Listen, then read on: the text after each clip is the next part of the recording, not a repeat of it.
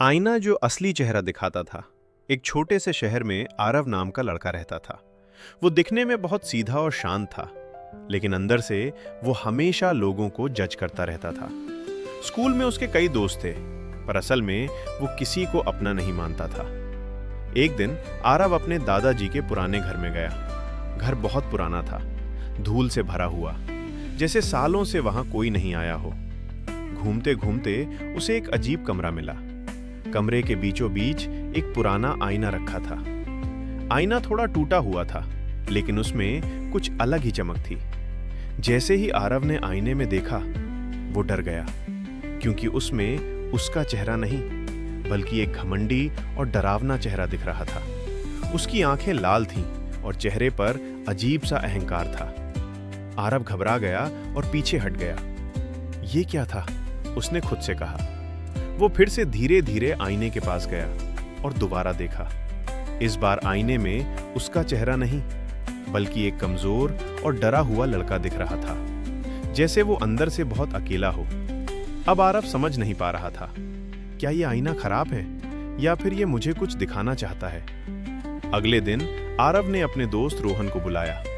चल, मैं तुझे कुछ दिखाता हूं, उसने कहा। दोनों उस कमरे में गए। आरव ने रोहन से कहा, तू इसमें देख। जैसे ही रोहन ने आईने में देखा, वो चुप हो गया। तुझे क्या दिख रहा है? आरव ने पूछा। रोहन धीरे से बोला, मैं खुद दिख रहा हूं, लेकिन मैं बहुत दुखी हूं। अब दोनों को समझ आने लगा, ये कोई साधारण आईना नहीं था। ये आईना बाहर का चेहरा नहीं, बल्कि अंदर का सच दिखाता था। आरव अब रोज उस आईने के पास जाने लगा। हर बार उसे अपने अंदर का अलग चेहरा दिखता, कभी घमंड, कभी डर, कभी जलन, कभी अकेलापन। एक दिन उसने खुद से पूछा, क्या मैं सच में ऐसा हूं? उस दिन के बाद आरव ने खुद को बदलने का फैसला किया। उसने लोगों से अच्छे से बात करना शुरू किया, दोस्तों की मदद करना शुरू किया और सबसे जरूरी, खुद के अंदर झांकना शुरू किया। कुछ दिनों बाद वो फिर उस आईने के सामने गया। इस बार आईने में एक शांत, खुश और सच्चा चेहरा दिख रहा था। उसकी आंखों में अब सुकून था। आरव मुस्कुराया।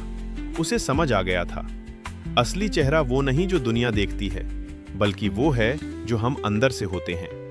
उसने आखिरी बार आईने को देखा और कमरे से बाहर चला गया। जब वो पीछे मुड़ा तो आईना गायब हो चुका था, जैसे वो अपना काम पूरा कर चुका हो।